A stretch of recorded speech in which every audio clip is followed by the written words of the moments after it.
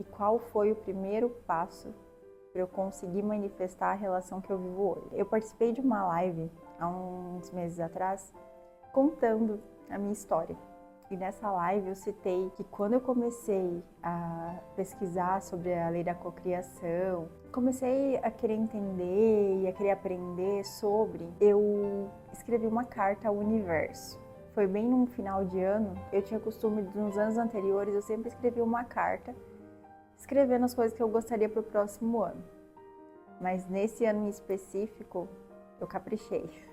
Eu escrevi uma carta para o universo agradecendo como se eu já tivesse aquilo que eu queria. Então, ao invés de pedir, eu agradeci. E eu comecei essa carta muito chateada, porque eu ainda estava no meu período de movimentação ali para começar a aprender outras técnicas, para começar a cocriar. Eu estava começando a aprender sobre isso. E detalhe, quando eu falo sobre aprendendo a manifestar, a gente não pode esquecer que a gente já manifesta o tempo todo. Eu só estava aprendendo técnicas para conseguir manifestar aquilo que eu queria.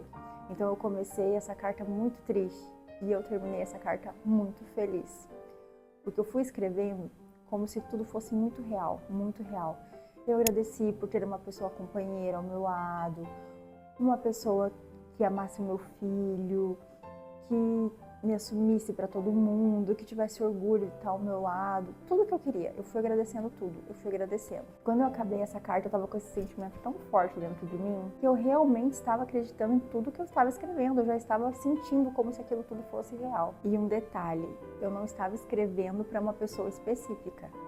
Por mais que eu já tivesse uma pessoa ali qual eu queria, que eu gostava, eu tinha passado por um ciclo tão cansativo de idas, vindas, enfim, tudo que eu já citei anteriormente, que eu já nem fazia mais essa questão toda, sabe? Pensava até em conhecer alguém novo, eu só queria que aparecesse alguém com essas características, exatamente essas características. E foram inúmeras, tá? Escrevi muitas, muitas, muitas, muitas. Agora me segue pra parte 2, tá? Esse vídeo ainda continua.